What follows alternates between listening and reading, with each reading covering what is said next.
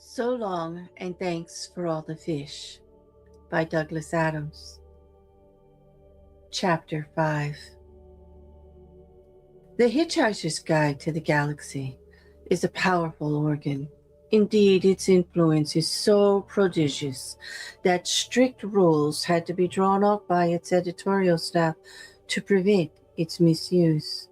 So none of its field researchers is allowed to accept any kind of services, discounts, or preferential treatment of any kind in return for editorial favors, unless they have made a bona fide attempt to pay for a service in the normal way. Their lives would be otherwise in danger, or they really want to. Since invoking the third rule involved giving the editor a cut, Ford always preferred to muck about with the first two. He stepped out along the street, walking briskly.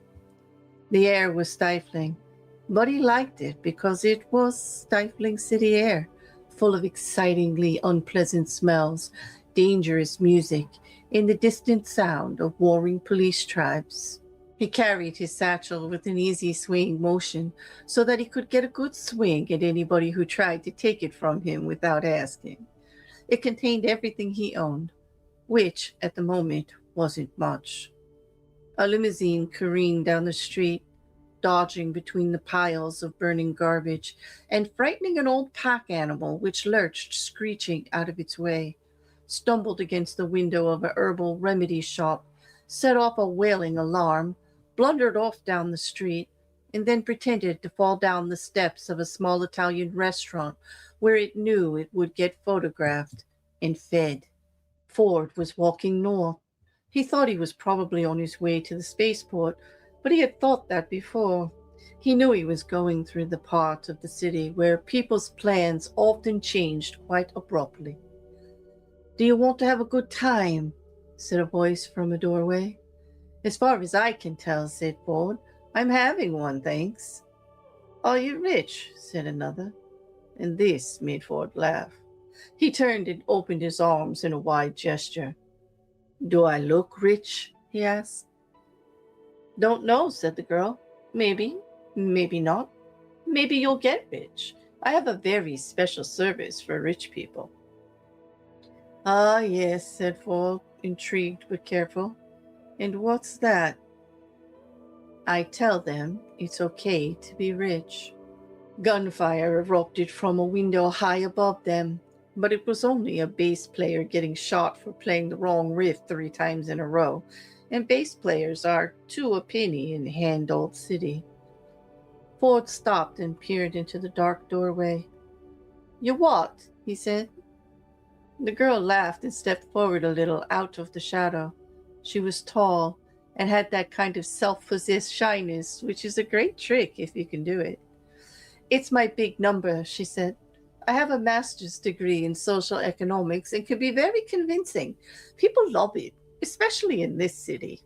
"Goose-snark," said Ford Prefect, which was a special Betelgeusian word he used when he knew he should say something but didn't know what it should be.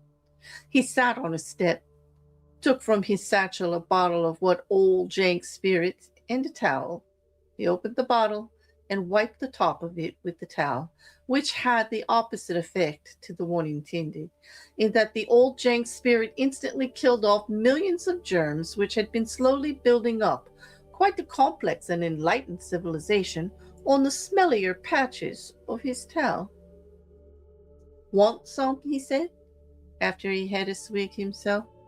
She shrugged and took the proffered bottle. They sat for a while, peacefully listening to the clamor of burglar alarms in the next block. "As it happens, I'm owed a lot of money," said Ford. "So if I ever get hold of it, can I come and see you then, maybe?" "Sure, I'll be there," said the girl. "So how much is a lot?" 15 years back pay. For writing 2 words. "Zarquan," said the girl. "Which one took the time?" "The first one. Once I'd got that, the second one just came one afternoon after lunch." A huge electronic drum kit hurled through the window high above them and smashed itself to bits in the street in front of them. It soon became apparent that some of the burglar alarms on the next block had been deliberately set off by one police tribe in order to lay an ambush for the other. Cars with screaming sirens converged on the area, only to find themselves being picked off by the helicopters which came thudding through the air between the city's mountainous tower blocks. In fact, said Ford, having to shout now above the din, it wasn't quite like that. I wrote an awful lot, but they just cut it down. He took his copy of the guide back out of his satchel. Then the planet got demolished, he shouted. Really worthwhile job, eh? They've still got to pay me, though. You work for that thing? The girl yelled back. Yeah, good number. You can see the stuff I wrote, he shouted, before it gets erased. The new revisions are due to be released tonight over the net. Someone must have found out that the planet I spent 15 years on has been demolished by now. They missed it on the last few revisions, but it can't escape their notice forever. It's getting impossible to talk, isn't it? What? She shrugged and pointed upward. There was a helicopter above them now, which seemed to be involved in a side skirmish with the band upstairs. Smoke was billowing from the building. The sound engineer was hanging out the window by his fingertips, and a maddened guitarist was beating on his fingers with a burning guitar. The helicopter was firing at all of them. Can we move? They wandered down the street, away from the noise. They ran into a street theater group who tried to do a short play for them about the problems of the inner city, but then gave up and disappeared into the small restaurant most recently patronized by the pack animal. All the time, Ford was poking at the interface panel of the guide. They ducked into an alleyway. Ford squatted on a garbage can while information began to flood over the screen of the guide. He located his entry. Earth. Mostly harmless. Almost immediately, the screen became a mass of system messages. Here it comes, he said. Please wait, said the messages. Entries are being updated over the sub-Ethernet. This entry is being revised. The system will be down for 10 seconds. At the end of the alley, a steel-gray limousine crawled past. Hey, look, said the girl. If you get paid, look me up. I'm a working girl, and there are people over there who need me. I gotta go. She brushed aside Ford's half-articulated protests and left him sitting dejectedly on his garbage can, preparing to watch a large swath of his working life being swept away electronically into the ether. Out in the street, things had calmed down a little. The police battle had moved off to other sectors of the city. The few surviving members of the rock band had agreed to recognize their musical differences and pursue solo careers. The street theater group was re-emerging from the Italian restaurant with the pack animal, telling it they would take it to a bar they knew where it would be treated with a little respect. And a little way farther on, the steel gray limousine was parked silently by the curb. She hurried towards it. Behind her, in the darkness of the alley, a green, flickering glow was bathing Ford Prefect's face, and his eyes were slowly widening in astonishment. For where he had expected to find nothing, an erased, closed-off entry, there was instead a continuous stream of data, text, diagrams, figures, and images, moving descriptions of surfs on Australian beaches, yogurt on Greek islands, restaurants to avoid in Los Angeles, currency deals to avoid in Istanbul, weather to avoid in London, bars to go everywhere. Pages and pages of it. It was all there, everything he had written. With a deepening frown of blank incomprehension, he went backwards and forwards through it, stopping here and there at various entries. Tips for aliens in New York. Land anywhere. Central Park, anywhere.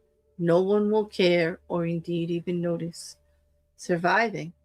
Get a job as a cab driver immediately. A cab driver's job is to drop people anywhere they want to go in a big yellow machine called taxi. Don't worry if you don't know how the machine works and you can't speak the language, or if you don't understand the geography or indeed the basic physics of the area and have large green antennae growing out of your head, because believe me, this is the best way of staying inconspicuous. If your body is really weird, try showing it to people in the streets for money. Amphibious life forms from any of the worlds in the swollen, noxious, or nauseous systems will particularly enjoy the East River, which is said to be richer in those lovely life-giving nutrients than the finest and most virulent laboratory slime yet achieved. Having fun. This is the big section.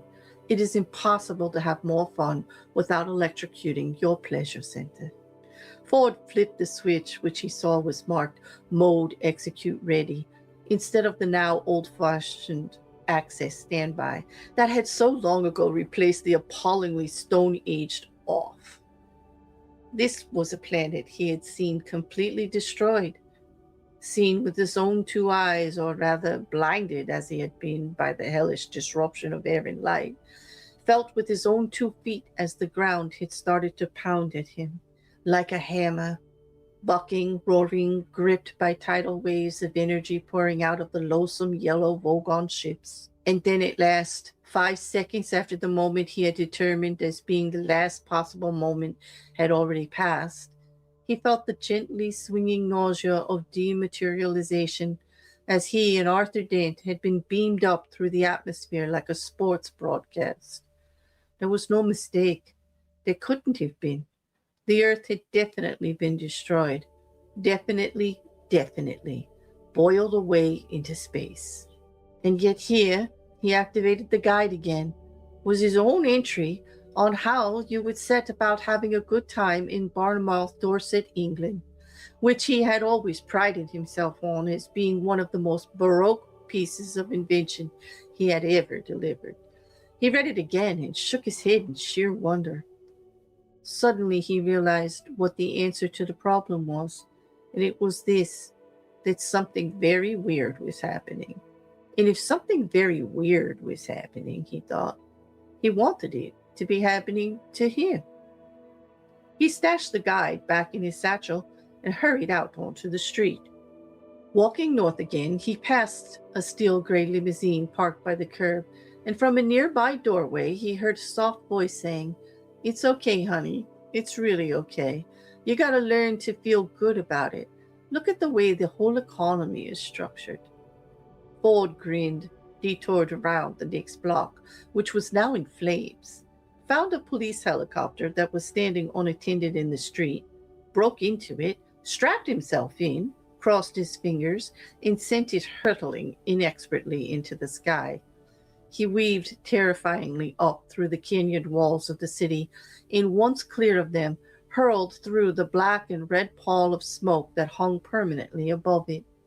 10 minutes later, with all the copter sirens blaring and its rapid-fire cannon blasting at random into the clouds, Ford Prefect brought it careening down among the gantries and landing lights at Handald City Spaceport, where it settled like a gigantic, startled, and very noisy gnat.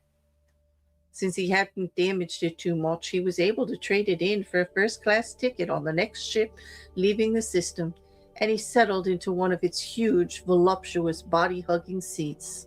This was going to be fun, he thought to himself, as the ship blinked silently across the insane distances of deep space and the cabin service got into its full, extravagant swing. "Yes, please," he said to the cabin attendants whenever they glided up to offer him anything at all. He smiled with a curious kind of manic joy as he flipped again through the mysteriously reinstated entry on the planet Earth. He had a major piece of unfinished business that he would now be able to attend to, and he was terribly pleased that the life had suddenly furnished him with a serious goal to achieve. It suddenly occurred to him to wonder where Arthur Dent was, and if he knew.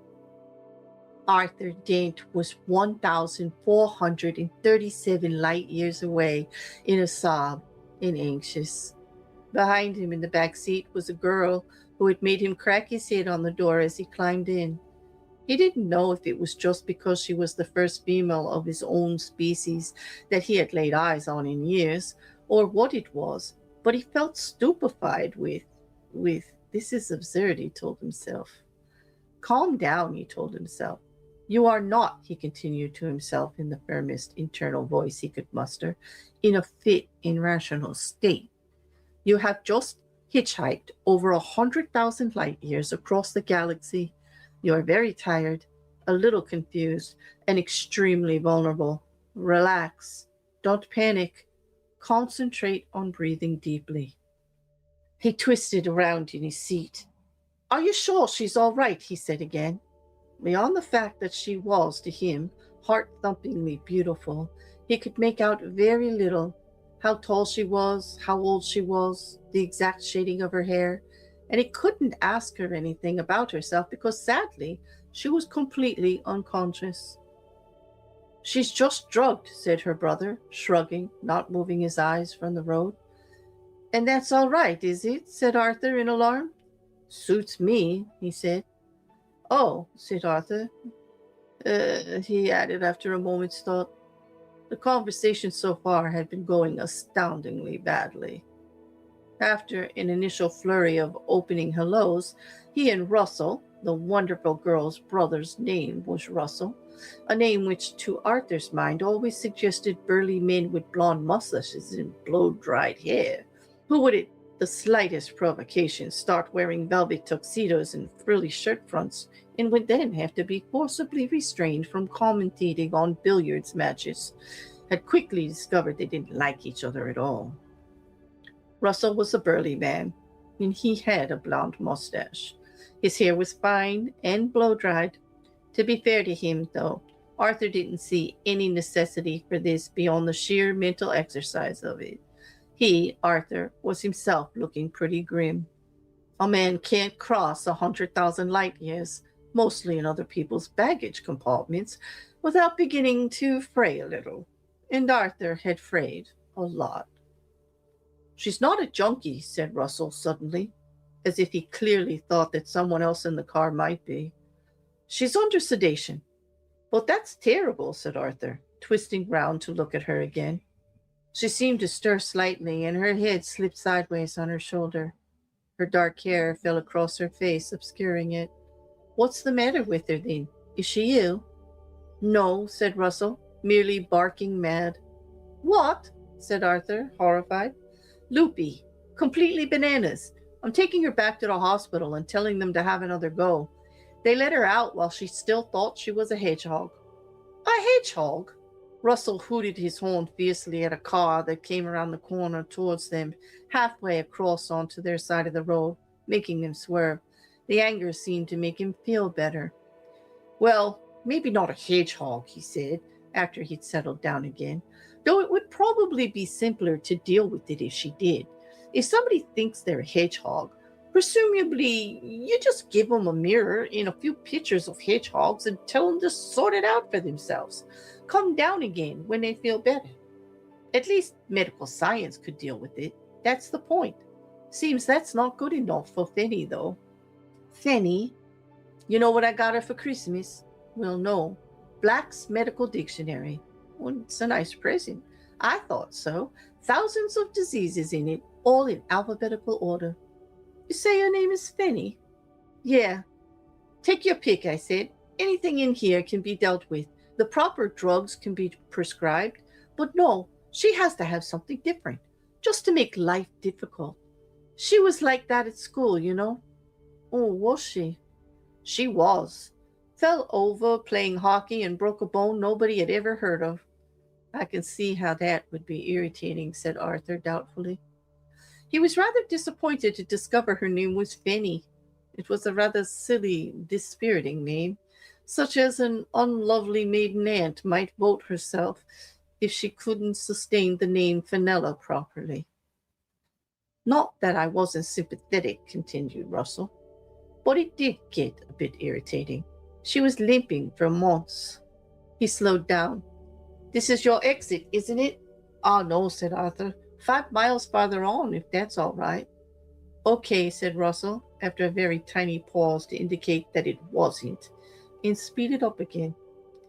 It was in fact Arthur's exit, but he couldn't leave without finding out something more about this girl who seemed to have taken such a grip on his mind without even waking up. He could take either of the next two exits.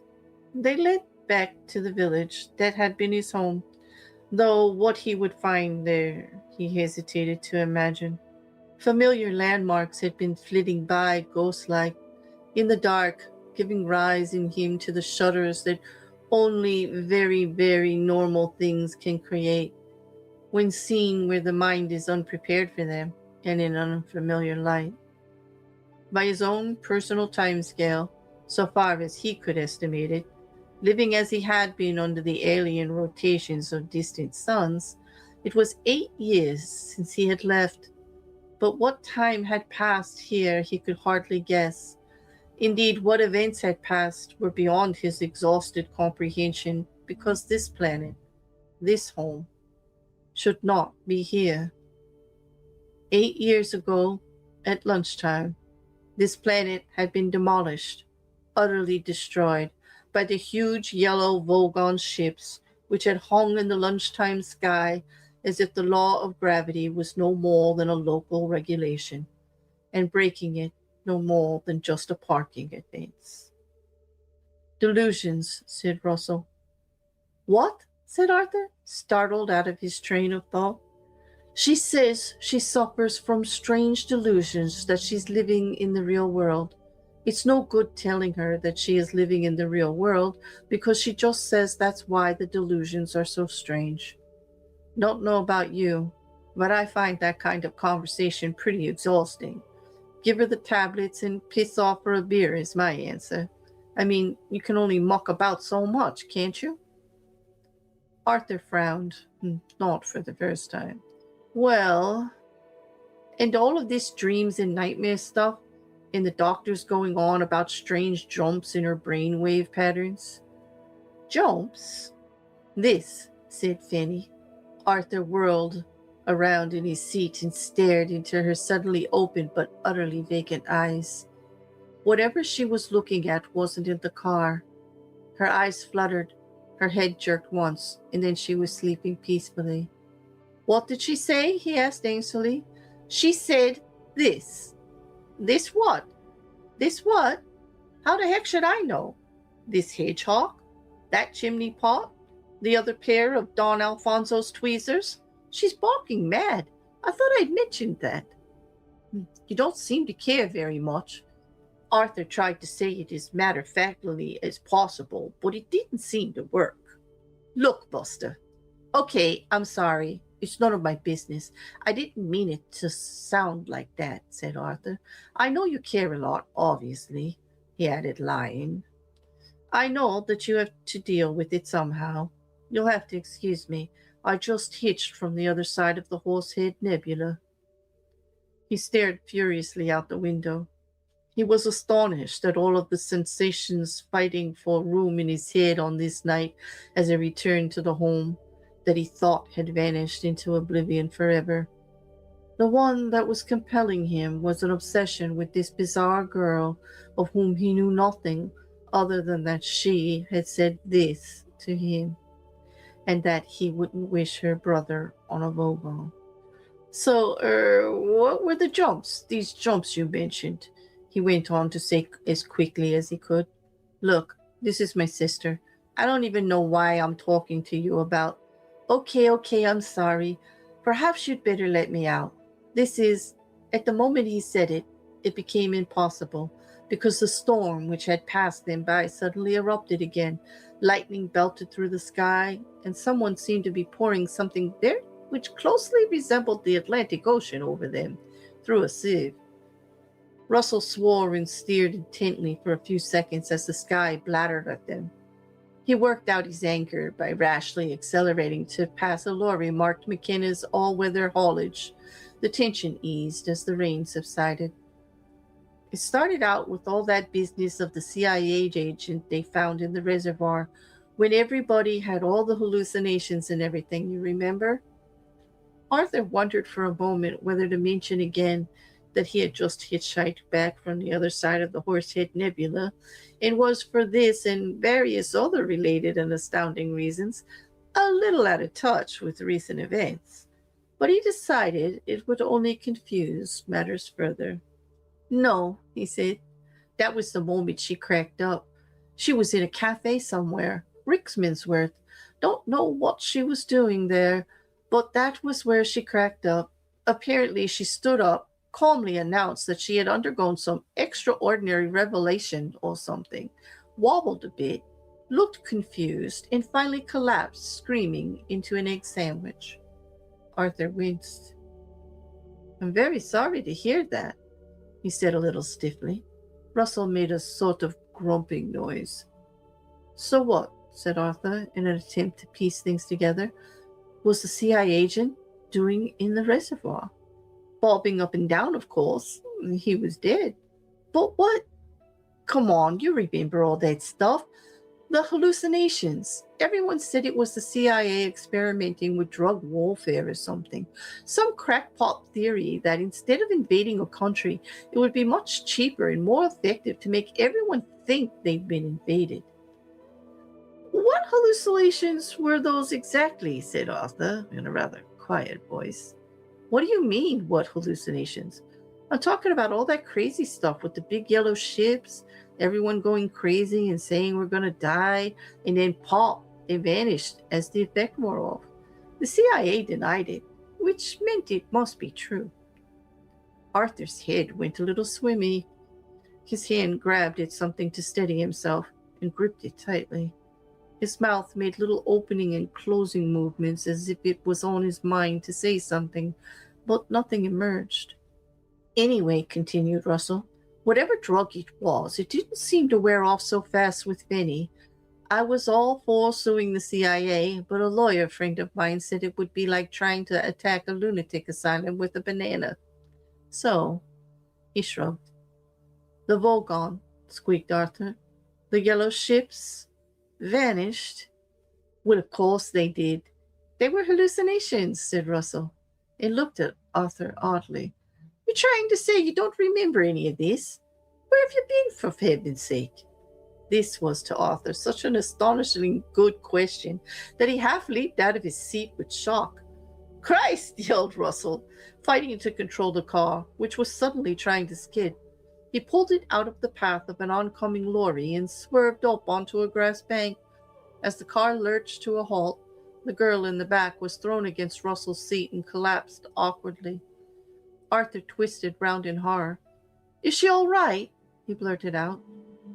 Russell swept his hands angrily back through his blow-dried hair. He tugged at his blond mustache. He turned to Arthur. "Would you please," he said, "let go of the handbrake." Thank you for joining us for so long, and thanks for all the fish.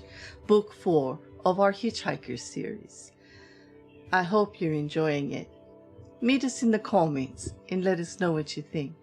And if you do enjoy what we're doing, give us a like, a share, and subscribe so you'll get the notification for when the next chapters drop.